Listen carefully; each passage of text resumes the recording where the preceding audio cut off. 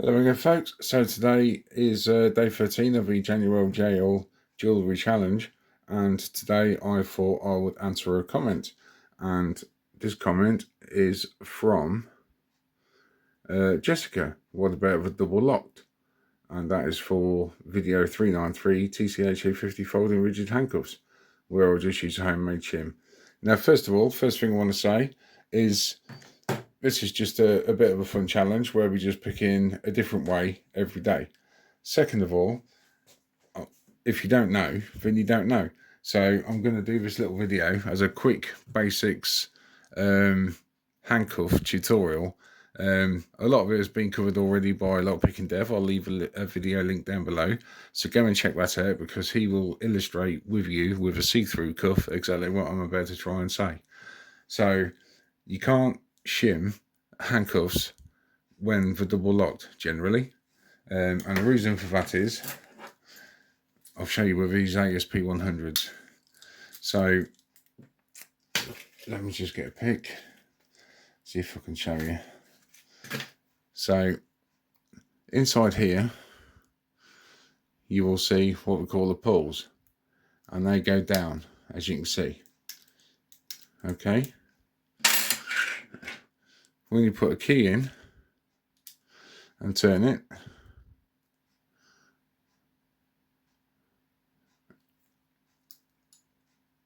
assuming it's the right key, they're TCH keys, sorry. Let me just show you this side. When you've got the key in and you turn it, that's what happens. They're your pawls, or a pawl, that's the pawl going down. Okay, so what happens is when you put the double lock on,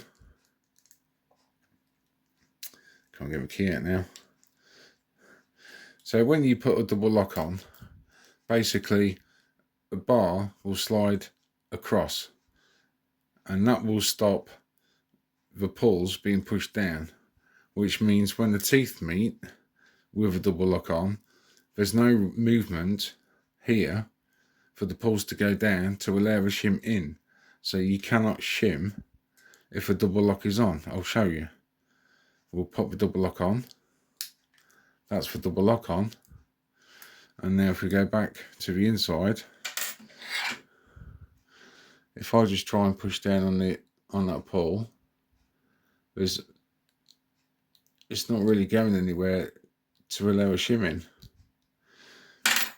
Now that's the ASP 100s with a single pawl. Let's move those out of the way. These are the TCH850s, folding rigid, and the TCH850s have a triple pawl, as you can see there. So let me just get this the right way around. There we go. And again, I thought I'd do this video because if you genuinely don't know, then you don't know. So as a key grabs it, it pulls or pulls down, you see? All three of them. Now again, if that's double locked, which we do on these cuffs by pushing in, that pin stood there.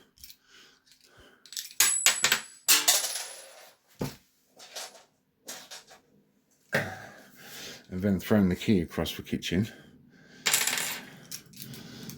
So, focus. Yeah. Now, there's limited movement. There's not enough there to get a shim between the pawls and the teeth as they're engaged, when that's engaged. So you can't shim when the double lock's on. So that's what about the double lock.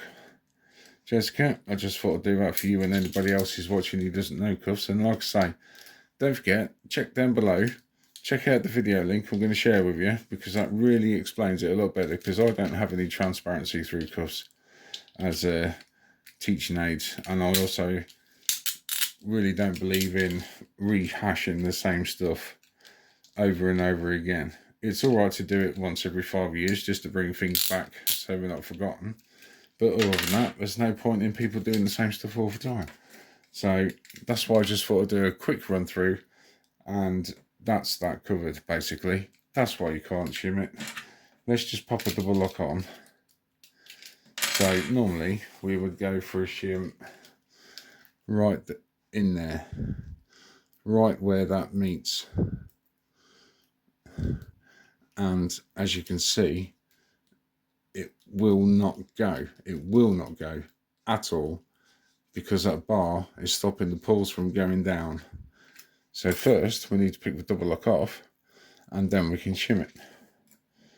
Okay, so we're going to just use a little mobile phone tool, and we're going to see if we can get in there and watch that stud and find the right place. You can test if a double lock's off, because it will ratchet, which it isn't, so we haven't quite got it. And if you bend your mobile phone tool, because there you go, you just saw that click up, that will ratchet now. There we go. And now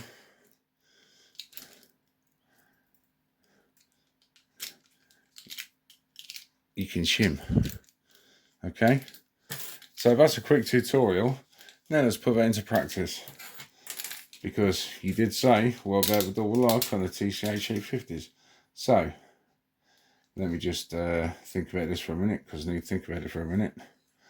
Okay, so there's no easy way around this, Jessica.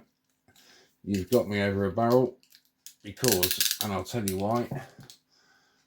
Where's my key? As soon as I put the double locks on here, that's not a problem. But the problem is, to shim it, I've now got to go around the back where I can't see. So you have posed a brilliant question, and also raised a brilliant little challenge. So thank you for that, and thank you for watching, and thank you for taking the time to comment. And if anybody else has any questions, please feel free to do so. So, excuse me being out of breath, COPD, not a good day. So we're going to take a pointy pokey thing, as Coxley calls it, and we're going to see if we can get in there and find the right place to get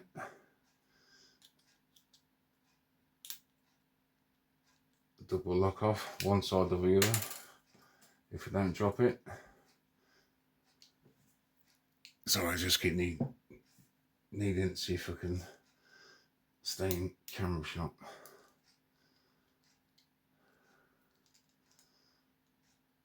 So yeah, like I say, I do appreciate people's comments and wonderings, and I hope that answers some questions. If you're thinking about getting into cuffs, there we go, that's for double lock off. And now, if my training has served me well, I think I'm better on the left hand than this. I am better on the left hand, so I'm going to try and get this off. So as you can see, again, don't worry, you're going to bend some tools. These things happen, especially when you're abusing handcuffs. In the name of lock sport. That's that double lock off. And believe it or not, I'm not left-handed, but let's just see if we can get that homemade shim.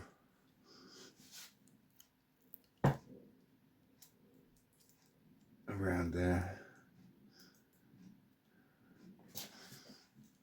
I'm guessing with the camera angle, because I can't see from here.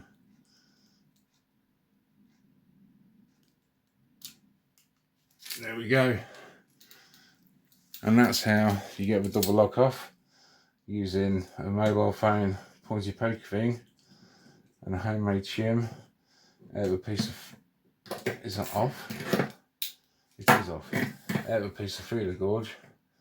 And again, I'll do it like this. I'll upload it just so you can see it's about as real as it gets. So real, I can't get it off. Hang on a minute.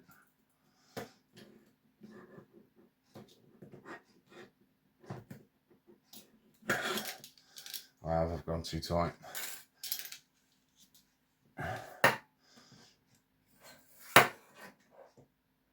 No, got the wrong side. Or rather, I don't know. I've got it on the wrong side. It's all good fun, isn't it? But this is what it's all about. Just have fun.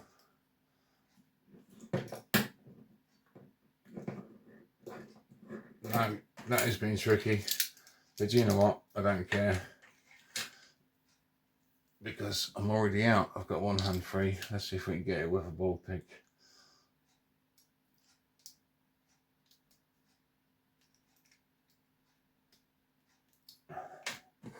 No. We'll use a key.